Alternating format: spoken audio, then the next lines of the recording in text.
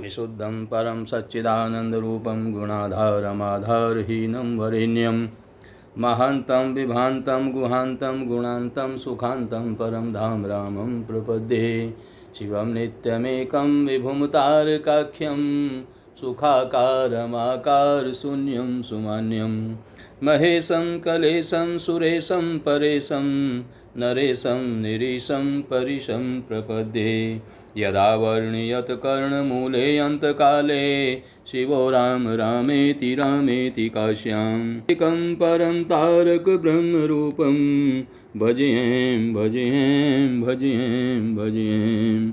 महारत्नपीठे शुभे कर्णमूले सुखासीनमादित्यकोटिप्रकाशं सदा जानकी लक्ष्मणोपेतमेकं सदा रामचन्द्रं भजेम भजेम।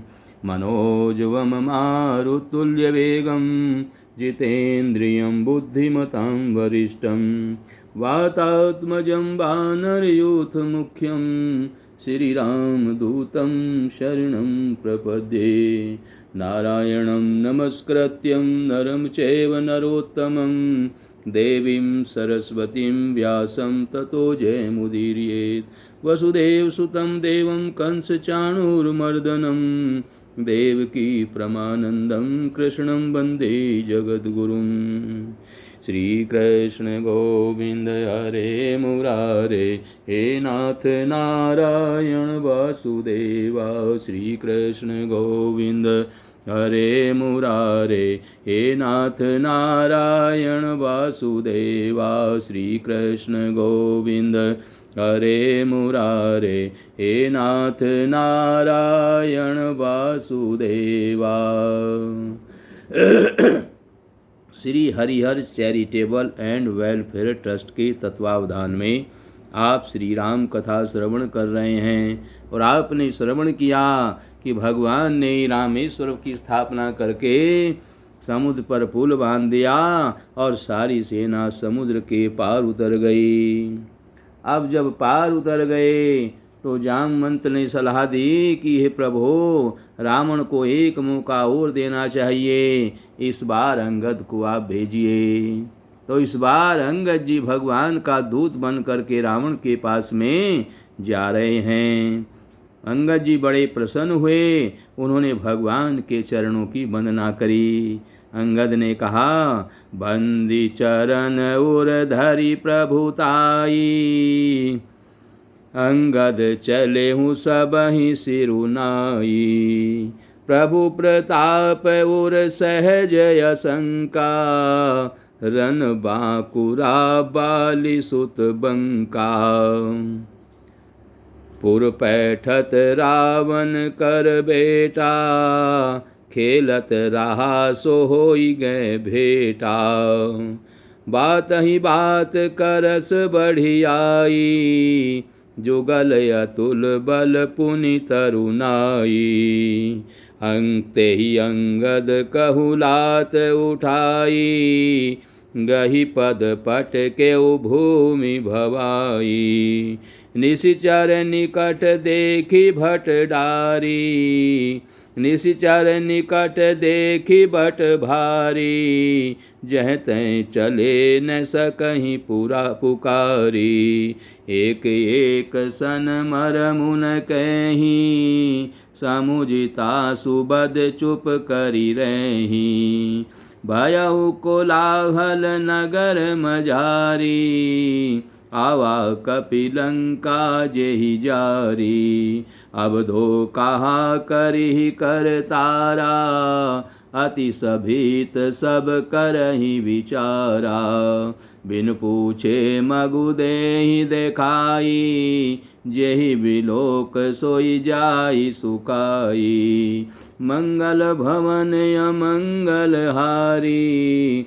द्रवउ सो दशरथ अजिर बिहारी, गायउ सभा दरबार तब सुमिरि राम पद कंज। सिंह ठवनि इत उत चितव धीर वीर बल पुंज। सियावर राम जय जय राम मेरे प्रभु राम जय जय राम। मंगल भवन अमंगल हारी द्रवहु सो दशरथ अजिर बिहारी। श्री राम जय जय राम श्री राम जय जय राम। अंगद ने भगवान के चरणों की वंदना करी और चरणों की वंदना करके भगवान की प्रभुता हृदय में धरकर अंगद सबको सिर नवा करके चले।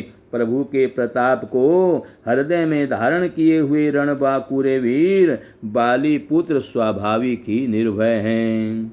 लंका में प्रवेश करते ही रावण के पुत्र से भेंट हो गई, जो वहाँ खेल रहा था।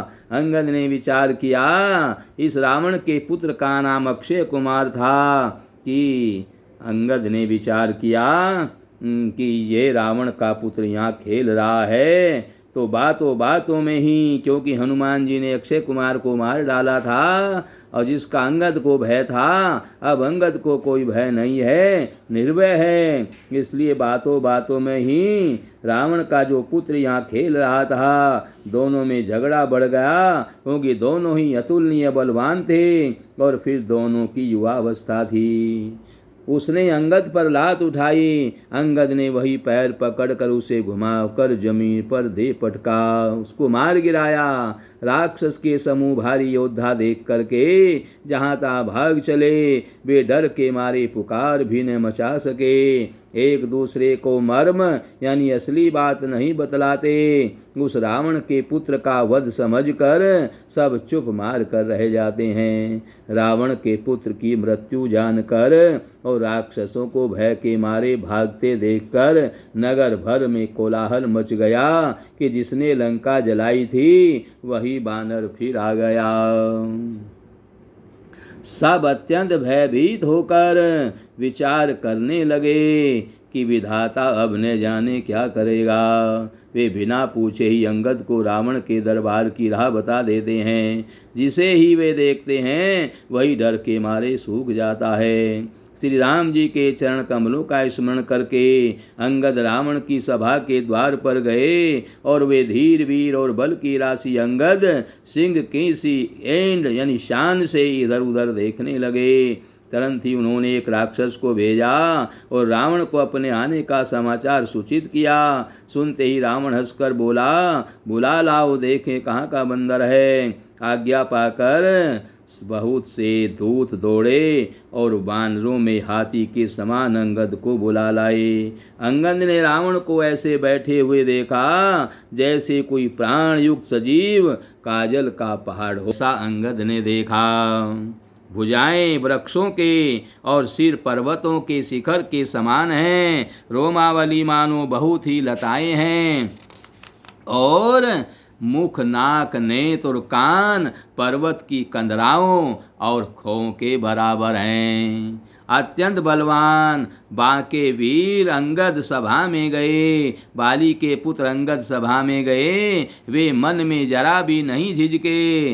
अंगद को देखते ही सब सभासद खड़े हो गए। यह देखकर रावण को बड़ा क्रोध हुआ। जैसे मत वाले हाथी के झुंड में सिंह निशंक होकर चला जाता है, वैसे श्री राम जी के प्रताप को हृदय में स्मरण करके वे निर्भय सभा में सिर नवाकर बैठ गए। रावण ने कहा, रे बंदर तू कौन है? अंगद ने कहा, हे दशग्रीव, मैं श्री रघुवीर का दूत हूँ। मेरे पिता से और तुमसे मित्रता थी, इसलिए हे भाई मैं तुम्हारी भलाई के लिए ही आया हूँ। तुम्हारा उत्तम कुल है, पुलस्त ऋषि के तुम पौत्र हो। शिव जी की और ब्रह्मा जी की तुमने बहुत प्रकार से पूजा करी है, उनसे वरदान भी पाए हैं और सब काम तुमने सिद्ध किए हैं।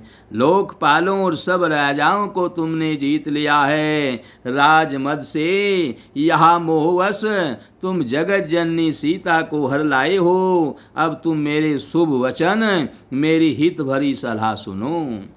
उसके अनुसार चलने से प्रभु श्री राम जी तुम्हारे सब अपराध क्षमा कर देंगे। दांतों में तिनका दबाओ, गले में कुल्हाड़ी डालो और कुटुंबियों सहित अपनी स्त्रियों को साथ लेकर के आदर पूर्वक जानकी जी को आगे करके इस प्रकार भय छोड़कर चलो और हाथ जोड़ करके प्रार्थना करो, हे शरणागत के पालन करने वाले रघुवंश शिरोमणि श्री राम जी, मेरी रक्षा कीजिए, मेरी रक्षा कीजिए। इस प्रकार आर्त प्रार्थना करो। आर्त पुकार सुनते ही प्रभु तुमको निर्भय कर देंगे।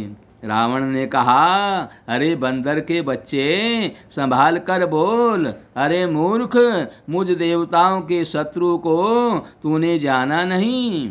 अरे भाई, अपना और अपने बाप का नाम तो बता, किस नाते से मित्रता मानता है। अंगद ने कहा, मेरा नाम अंगद है और मैं बाली का पुत्र हूँ। उनसे तुम्हारी कभी भेंट हुई थी? अंगद का वचन सुनते ही रावण सकुचा गया और बोला, हाँ मैं जान गया, मुझे याद आ गया, बाली नाम का एक बंदर था। अरे अंगद, तू उसी बाली का लड़का है? अरे कुल नाशक, तू तो अपनी कुल रूपी बांस के लिए अग्नि रूप ही पैदा हुआ, गर्भ में ही क्यों नष्ट नहीं हो गया? तू व्यर्थ ही पैदा हुआ जो अपने ही मुख से तपस्वियों का दूत कहलाया। अब बाली की कुशल तो बता, वह आजकल कहाँ है? तब अंगद ने हंसकर कहा, 10 दिन यानी कुछ दिन बीतने पर स्वयं ही बाली के पास जाकर अपने मित्र को हृदय से लगाकर उसी से कुशल पूछ लेना। श्री राम जी से विरोध करने पर जैसी कुशलता होती है वह सब तुमको वे सुनावेंगे। हे मूर्ख सुन, भेद उसी के मन में पड़ सकता है, भेद नीति उसी पर अपना प्रभाव डाल सकती है जिसके हृदय में श्री रघुवीर ना हो। अंगद ने कहा, सच है, मैं तो कुल का नाश करने वाला हूँ और हे रावण, तुम कुल के रक्षक हो। अंधे और बहरे भी ऐसी बात नहीं कहते, तुम्हारे तो 20 नेत्र और 20 कान हैं। शिव ब्रह्मादि देवता और मुनियों के समुदाय जिनके शरणों की सेवा करना चाहते हैं उनका दूत होकर मैंने कुल को डुबा दिया। अरे ऐसी बुद्धि होने पर भी तुम्हारा हृदय फट नहीं जाता। वानर अंगद की कठोर वाणी सुन करके रावण आंखें तरेर कर यानी आंखें तिरछी करके बोला, अरे दुष्ट, मैं तेरे सब कठोर वचन इसलिए सह रहा हूँ कि मैं नीति और धर्म को जानता हूँ, उन्हीं की रक्षा कर रहा हूँ। अंगद ने कहा, तुम्हारी धर्मशीलता मैंने भी सुनी है, वह यह है कि तुमने पराई स्त्री का चोरी की है और दूत की रक्षा की बात तो अपनी आंखों से देख ली। ऐसे धर्म के व्रत को धारण पालन करने वाले तुम डूब कर मर नहीं जाते। नाक कान से रहित तेरी बहन को देखकर तुमने धर्म विचार कर ही तो क्षमा कर दिया था। तुम्हारी धर्मशीलता जग जाहिर है। मैं भी बड़ा भाग्यवान हूँ जो मैंने तुम्हारा दर्शन पाया। रावण ने कहा, अरे जड़ जंतु बानर, व्यर्थ बक बक न कर। अरे मूर्ख, मेरी भुजाएं तो देख, ये सब लोकपालों के विशाल बल रूपी चंद्रमा को ग्रसने के लिए राहु हैं। फिर तूने सुना ही होगा कि आकाश रूपी तालाब में मेरी भुजाओं रूपी कमलों पर बसकर शिवजी सहित कैलाश हंस के समान शोभा को प्राप्त हुआ था। अरे अंगद सुन, तेरी सेना में बता ऐसा कौन योद्धा है जो मुझसे भिड़ सकेगा। तेरा मालिक तो स्त्री के वियोग में बलहीन हो रहा है और उसका छोटा भाई उसी के दुख से दुखी है, उदास है। तुम और सुग्रीव दोनों नदी तट के वृक्ष हो। रहा मेरा छोटा भाई विभीषण, सो वह भी बड़ा डरपोक है। मंत्री जामवान बहुत बूढ़ा है, वह लड़ाई में क्या चढ़ सकता है, अर्थात लड़ाई में उद्यत कैसे हो सकता है। नल नील तो शिल्प कर्म जानते हैं, वे लड़ना क्या जाने। हाँ, एक बानर जरूर महान बलवान है जो पहले आया था और जिसने लंका जलाई थी। यह वचन सुनते ही बाली पुत्र अंगद ने कहा, हे राक्षस राज, सच्ची बात कहो, क्या उस बानर ने सचमुच तुम्हारा नगर जला दिया था? रावण जैसे जगत विजयी योद्धा का नगर एक छोटे से बानर ने जला दिया, ऐसे वचन को सुनकर उन्हें सत्य कौन कहेगा। हे रावण, जिसको तुमने बहुत बड़ा योद्धा कह करके सराहा है, अब वह तो सुग्रीव का छोटा सा दौड़कर चलने वाला हलकारा है। जिसको तुमने बहुत बड़ा कहा है, हे रावण, वह तो सुग्रीव का बहुत छोटा सा दौड़कर चलने वाला हलकारा है। इस प्रकार से अंगद बार बार रावण से कह रहे हैं कि तुमने एक छोटे से बानर को इतनी बड़ाई दी है। वह इतना बड़ा बानर नहीं है जितना तुम समझ रहे हो, वह तो सबसे कम बलशाली है, वह बहुत बड़ा बानर नहीं है। हे रावण, जिसको तुमने इतना बड़ा योद्धा कह करके सराहाया है, वह तो सुग्रीव का एक छोटा सा दौड़कर चलने वाला हलकारा है। वह बहुत चलता है, वीर नहीं है। उसको तो हमने केवल खबर लेने के लिए भेजा था। और क्या सचमुच ही उस बानर ने प्रभु की आज्ञा पाए बिना ही तुम्हारा नगर जला डाला? मालूम होता है इसी डर से लौट करके वह सुग्रीव के पास नहीं गया और कहीं छिप रहा है। हे रावण, तुम सब सत्य ही कहते हो, मुझे सुनकर कुछ भी क्रोध नहीं है। सचमुच हमारी सेना में कोई भी ऐसा नहीं है जो तुमसे लड़ने में शोभा पाए। प्रीति और बैर बराबरी वालों से ही करनी चाहिए, नीति ऐसा कहती है। सिंह यदि मेंढकों को मारे तो क्या उसे कोई भला कहेगा? यद्यपि तुम्हें मारने में श्री राम जी की लघुता है और बड़ा भारी दोष भी है, तथापि हे रावण सुनो, क्षत्रिय जाति का क्रोध बड़ा कठिन होता है। क्रोक्ति रूपी धनुष से वचन रूपी बाण मारकर अंगद ने शत्रु का हृदय जला दिया। वीर रावण उन बाणों को मानो प्रत्युत्तर रूपी संडस्यों से निकाल रहा है। तब रावण हंसकर बोला, बंदर में एक बड़ा गुण है कि जो उसे पालता है उसका वह अनेकों उपायों से भला करने की चेष्टा करता है। बंदर को धन्य है जो अपने मालिक के लिए लाज छोड़कर जहाँ तहाँ नाचता है, नाच कूद कर लोगों को रिझाकर मालिक का हित करता है। यह उसके धर्म की निपुणता है। हे अंगद, तेरी जाति स्वामी भक्त है, फिर भला तू अपने मालिक के गुण इस प्रकार कैसे नहीं बखानेगा? मैं गुण ग्राहक, गुणों का आदर करने वाला और परम सुजान समझदार हूँ। इसी से तेरी जली कटी बक बक पर कान नहीं देता, ध्यान नहीं देता। अंगद ने कहा, तुम्हारी सच्ची गुण ग्राहकता तो मुझे हनुमान ने सुनाई थी। उसने अशोक वन को विध्वंस तहस नहस करके तुम्हारे पुत्र को मारकर नगर को जला दिया था, तो भी तुमने अपनी गुण ग्राहकता के कारण यही समझा कि उसने तुम्हारा कुछ भी अपकार नहीं किया है। तुम्हारा वही सुंदर स्वभाव विचार कर हे दशग्रीव मैंने कुछ धृष्टता की है। हनुमान ने जो कुछ कहा था उसे आकर मैंने प्रत्यक्ष देख लिया है कि तुम्हें न लज्जा है, न क्रोध है और न चिढ़ है। रावण बोला, रे बानर, जब तेरी ऐसी बुद्धि है तभी तो तू अपने बाप को खा गया। ऐसा वचन कहकर रावण हंसा। अंगद ने कहा, पिता को खाकर फिर तुमको भी खा डालता, परंतु अभी तुरंत कुछ और ही मेरी समझ में आया है। अरे नीच अभिमानी, बाली के निर्मल यश का पात्र यानी कारण जानकर तुम्हें मैं नहीं मारता।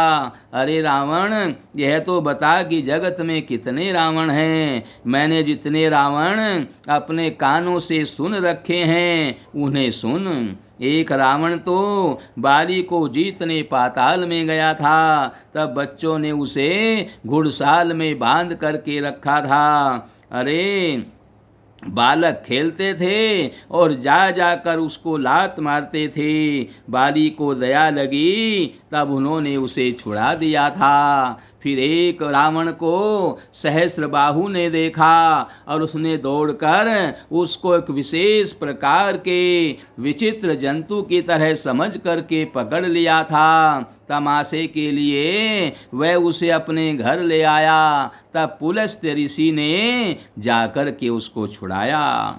एक रावण की बात कहने में मुझे बड़ा संकोच लगता है। वह बहुत दिनों तक मेरे पिता बाली की काख में रहा था। इनमें से तुम कौन से रावण हो? खीजना छोड़कर सच सच बताओ। रावण ने कहा, अरे मूर्ख सुन, मैं वही बलवान रावण हूँ जिसकी भुजाओं की लीला, जिसकी करामात कैलाश पर्वत जानता है और जिसकी रावण बड़ा ही भयभीत हो गया, मन में बड़ा खींच रहा है। और खींचता हुआ रावण बोला कि अरे दुष्ट सुन, मैं तेरी सब बातें तुझे बताता हूँ। तू मेरे बल और पराक्रम को नहीं जानता। अरे मूर्ख सुन, अरे मूर्ख मेरी बात सुन, तू मेरी बात सुनता नहीं, अपनी अपनी बात कह रहा है। अरे मूर्ख सुन, मैं वही बलवान रावण हूँ जिसकी भुजाओं की लीला करामात कैलाश पर्वत जानता है और जिसकी सूरता उमापति महादेव जी जानते हैं, जिन्हें अपने सिर रूपी पुष्प चढ़ा चढ़ा कर मैंने पूजा था। सिर रूपी कमलों को अपने हाथों से उतार उतार कर मैंने अगणित बार त्रिपुरारी शिव जी की पूजा की है। अरे मूर्ख, मेरी भुजाओं का पराक्रम दिक्पाल जानते हैं, जिनके हृदय में वह आज भी चुभ रहा है। दिग्गज दिशाओं के हाथी मेरी छाती की कठोरता को जानते हैं, जिनके भयानक दांत जब जब जाकर मैं उनसे जबरदस्ती भिड़ा मेरी छाती में कभी नहीं फूटे, अपना चिन्ह तक नहीं बना सके,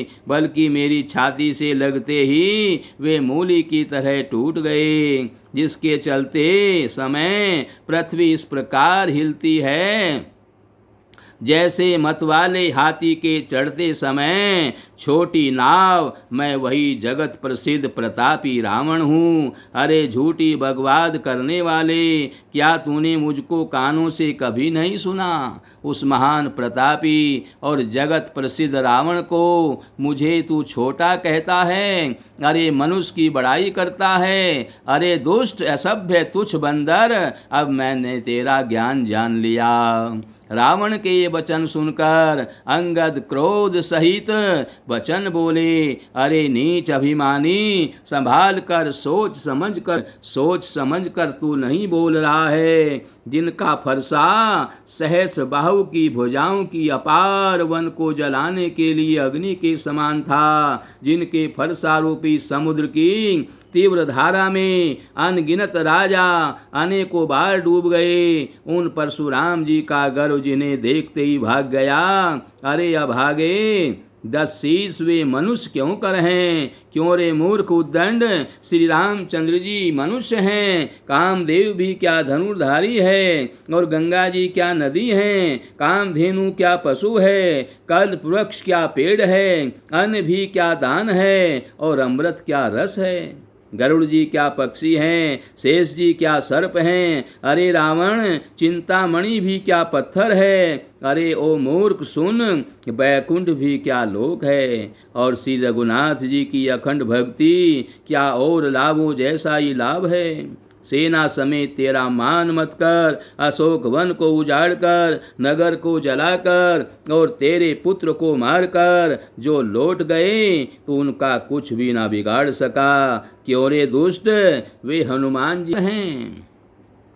अरे रावण, चतुराई कपट छोड़ करके तू सुन, कृपा के समुद्र श्री रघुनाथ जी का तू भजन क्यों नहीं करता। रे दुष्ट, यदि तू श्री राम जी का बैरी हुआ तो तुझे ब्रह्मा और रुद्र भी नहीं बचा सकेंगे। हे मूढ़, व्यर्थ गाल न मार, डींग न हाँक, श्री राम जी से बैर करने पर तेरा ऐसा हाल होगा कि तेरे सिर समूह श्री राम जी के बाण लगते ही वानरों के आगे पृथ्वी पर पड़ेंगे और रीछ बानर तेरे उन गेंद के समान अनेकों सिरों से चौगान खेलेंगे। और जब श्री रघुनाथ जी युद्ध में कोप करेंगे और उनके अत्यंत तीक्ष्ण बाण से, धनुष से बाण छूटेंगे, तब क्या तेरा ऐसा गाल चलेगा। ऐसा विचार कर उदार कृपालु श्री राम जी को भज। अंगद के वचन सुनकर रावण बहुत अधिक जल उठा और उसने मानो जलती हुई प्रचंड अग्नि में घी पड़ गया हो। वह बोला, रे मूर्ख, कुंभकर्ण ऐसा मेरा भाई है, इंद्र का शत्रु, सुप्रसिद्ध मेघनाथ मेरा पुत्र है, और मेरा पराक्रम तो तूने सुना ही नहीं कि मैंने संपूर्ण जड़ चेतन जगत को जीत लिया है। अरे दुष्ट, बानरों की सहायता जोड़कर राम ने समुद्र पर पुल बांध लिया, बस यही प्रभुता है। अरे मूर्ख, समुद्र तो अनेकों पक्षी भी लांग जाते हैं, पर इसी से वे सभी सूरवीर नहीं हो जाते। अरे मूर्ख बंदर सुन, मेरी एक एक भुजा रूपी समुद्र बल रूपी जल से पूर्ण है, जिसमें बहुत से सूरवीर देवता और मनुष्य डूब चुके हैं। बता कौन ऐसा सूरवीर है जो मेरे इन अथाह और अपार बीच समुद्रों का पार पा जाएगा। अरे दोस्त, मैंने दिक्पालों तक से जल भरवाया और तू एक राजा का मुझे सुयश सुनाता है। यदि तेरा मालिक, जिसकी गुण गाथा तू बार बार कह रहा है, संग्राम में लड़ने वाला योद्धा है, तो फिर दूत किस लिए भेजता है। शत्रु से प्रीति संधि करते उसे लाज नहीं आती। पहले कैलाश का मंथन करने वाली मेरी भुजाओं को देख, फिर अरे मूर्ख वानर अपने मालिक की सराहना कर। रावण के समान सूरवीर कौन है जिसने अपने ही हाथों से सिर काट काट कर अत्यंत हर्ष के साथ बहुत बार उन्हें अग्नि में होम दिया। स्वयं गौरीपति शिवजी इस बात के साक्षी हैं। मस्तकों के जलते समय जब मैंने अपने ललाटों पर लिखे हुए विधाता के अक्षर देखे, तब मनुष्य के हाथ से अपनी मृत्यु होना बाँचकर विधाता की वाणी लेख को असत्य जान करके मैं हंसा। उस बात को समझकर स्मरण करके भी मेरे मन में डर नहीं है, और क्योंकि मैं समझता हूँ कि बूढ़े ब्रह्मा ने बुद्धि भ्रम से ऐसा लिख दिया होगा। अरे मूर्ख, तू लज्जा और मर्यादा छोड़कर मेरे आगे बार बार दूसरे वीर का बल कहते। अरे मूर्ख, अंगद ने कहा, अरे रावण, तेरे समान लज्जावान जगत में कोई नहीं है। लज्जाशीलता तो तेरा सहज स्वभाव ही है। तू अपने मुख से अपने गुण कभी नहीं कहता। सिर काटने और कैलाश उठाने की बात चित्त में चढ़ी हुई थी, इससे तूने उसे 20 बार कहा। भुजाओं के बल को तो तूने हृदय में टाल करके छिपा करके रखा है, जिससे तूने सहस बाहु, बलि और बाली को जीता था। अरे मंद बुद्धि सुन, अब बस कर। सिर काटने से भी क्या कोई सूरवीर हो जाता है। इंद्रजाल रचने वाले को वीर नहीं कहा जाता, यद्यपि वह अपने ही हाथों अपना सारा शरीर काट डालता है। अरे मंदबुद्धि समझ कर देख, पतंगे मोहवश आग में जल कर मरते हैं, गधों के झुंड बोझ लाद कर चलते हैं, पर इस कारण में सूरवीर नहीं कहलाते। अरे दुष्ट, अब बत बढ़ाव मत कर, मेरा वचन सुन और अभिमान त्याग दे। हे दशमुख, मैं दूत की तरह संधि करने नहीं आया हूँ। श्री रघुवर ने ऐसा विचार कर मुझे भेजा है। कृपालु श्री राम जी बार बार ऐसा कहते हैं कि सियार के मारने से सिंह को यश नहीं मिलता, अरे मूर्ख, प्रभु के उन वचनों को मन में समझ करके, उनको याद करके ही मैंने तेरे कठोर वचन सहे हैं, नहीं तो तेरे मुंह तोड़कर मैं सीता जी को जबरदस्ती ले जाता।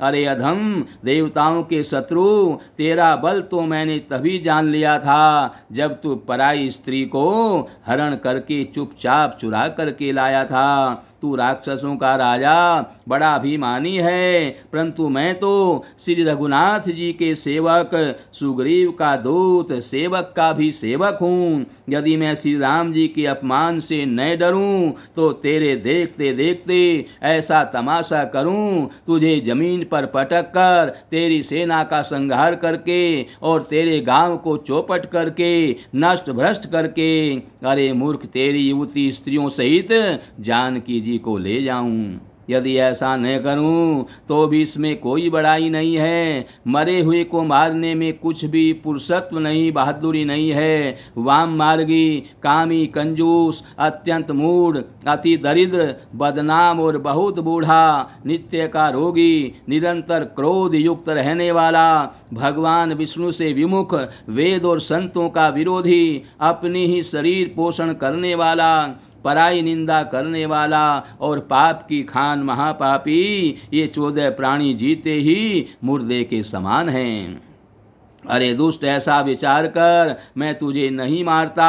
अब तू मुझ में क्रोध पैदा न कर, मुझे गुस्सा न दिला। अंगद के वचन सुनकर राक्षस राज रावण दांतों से होठ काट कर क्रोधित होकर हाथ मलता हुआ बोला, अरे नीच बंदर, अब तू मरना ही चाहता है, इसी से छोटे मुंह बड़ी बात कहता है। अरे मूर्ख बंदर, तू जिसके बल पर कड़वे वचन बक रहा है और इसी से छोटे मुंह बड़ी बात कहता है, और उसमें बल, प्रताप, बुद्धि अथवा तेज कुछ भी नहीं है। उसे गुणहीन और मानहीन समझकर ही तो पिता ने वनवास दे दिया है। उसे एक तो है उसका दुख, उस पर युवती स्त्री का विरह, और फिर रात दिन मेरा डर बना रहता है।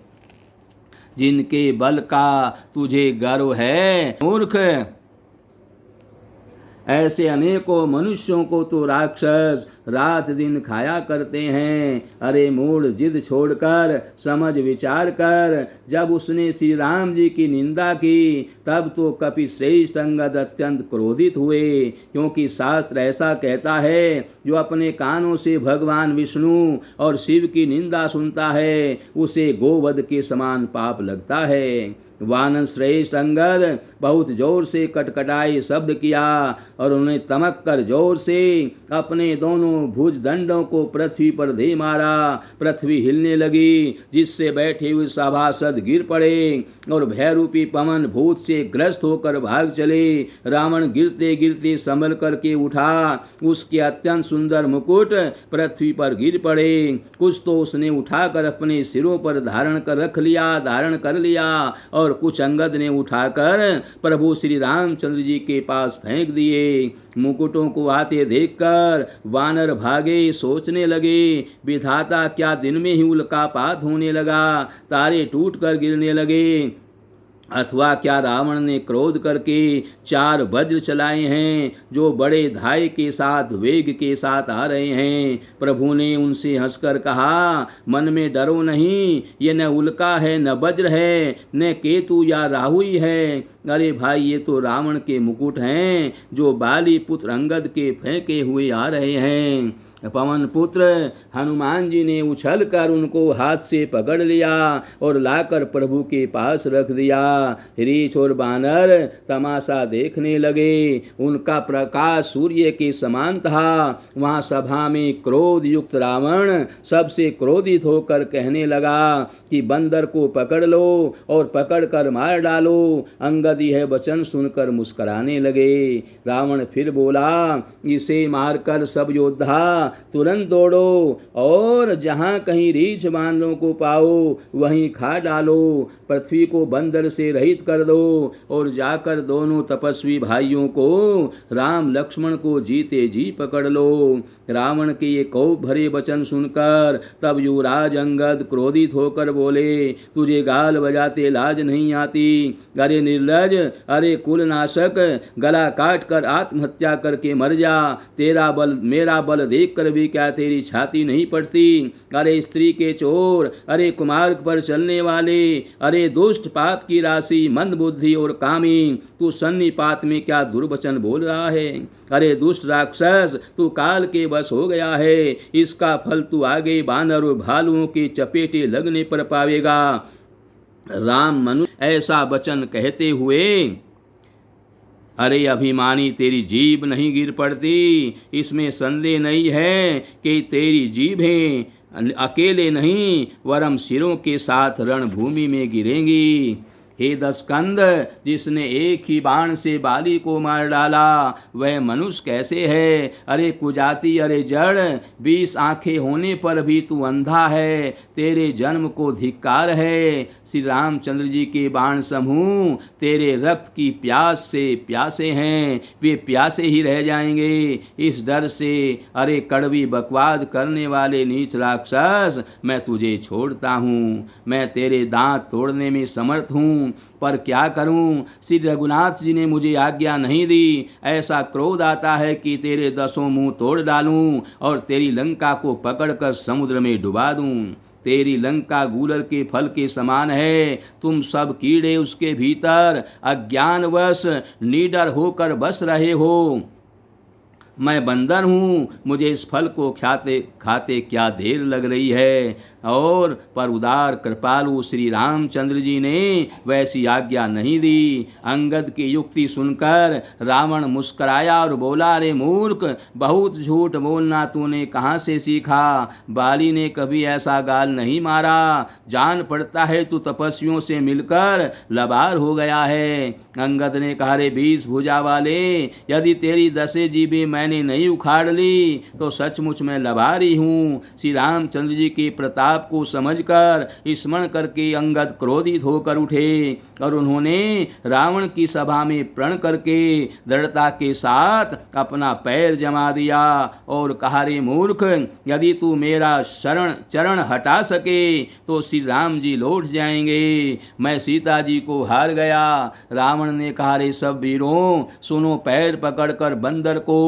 पृथ्वी पर पछाड़ दो। इंद्रजीत, मेघनाथ आदि अनेकों बलवान योद्धा जहाँ तहाँ से हर्षित होकर उठे। वे पूरे बल से बहुत से उपाय करके झपटते हैं पर पैर टलता नहीं है। तब सिर नीचा करके अपने अपने स्थान पर जा बैठ जाते हैं। काकभूषण जी कहते हैं, वे देवताओं के शत्रु राक्षस फिर उठकर झपटते हैं, परंतु हे सर्पों के शत्रु गरुड़ जी, अंगद का चरण उनसे वैसे नहीं टलता जैसे कुयोगी अर्थात विषयी पुरुष मोहरूपी वृक्ष को नहीं उखाड़ सकते। करोड़ों योद्धा वीर जो बल में मेघनाथ के समान थे हर्षित होकर उठे। वे बार बार झपटते हैं पर बानर का चरण नहीं उठता। तब लज्जा के मारे सिर नवाकर बैठ जाते हैं। जैसे करोड़ों विघ्न होने पर भी संत का मन नीति को नहीं छोड़ता, वैसे ही बानर अंगद का चरण पृथ्वी को नहीं छोड़ता। यह देखकर शत्रु रावण का मद चूर हो गया। अंगद का बल देखकर सब हृदय में हार गए। तब अंगद के ललकारने पर रावण स्वयं उठा। जब वह अंगद का चरण पकड़ने लगा तब बाली कुमार अंगद ने कहा, मेरा चरण पकड़ने से तेरा कल्याण नहीं होगा। अरे मूर्ख, तू जाकर श्री राम जी के चरण क्यों नहीं पकड़ता? यह सुनकर वह मन में बहुत ही सकुचा करके लौट गया। उसकी सारी सिरी जाती रही और वह तेजहीन हो गया। ऐसा तेजहीन हो गया जैसे मध्याह्न में चंद्रमा दिखाई देता है। वह सिर नीचा करके सिंहासन पर जा बैठा और बहुत ही अपने आप को लज्जित महसूस करने लगा और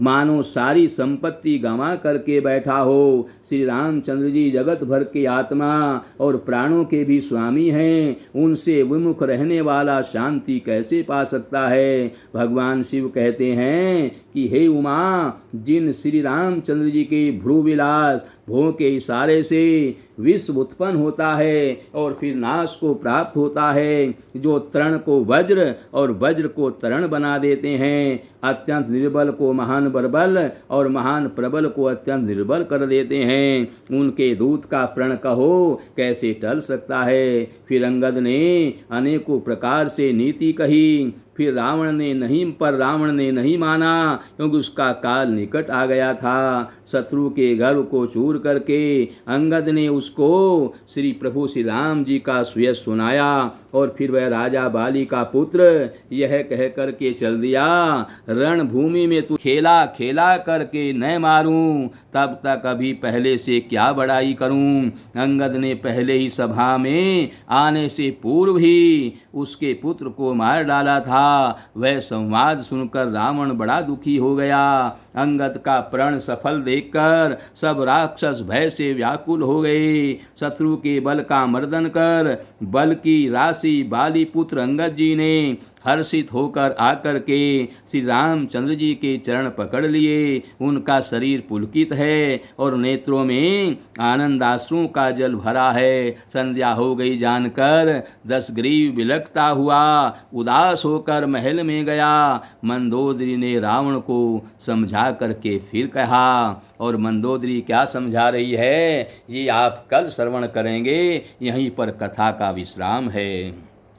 श्री राम जय जय राम, श्री राम जय जय राम, श्री राम जय जय राम, श्री राम जय जय राम, श्री राम जय जय राम, श्री राम जय जय राम, श्री राम जय जय राम, श्री राम जय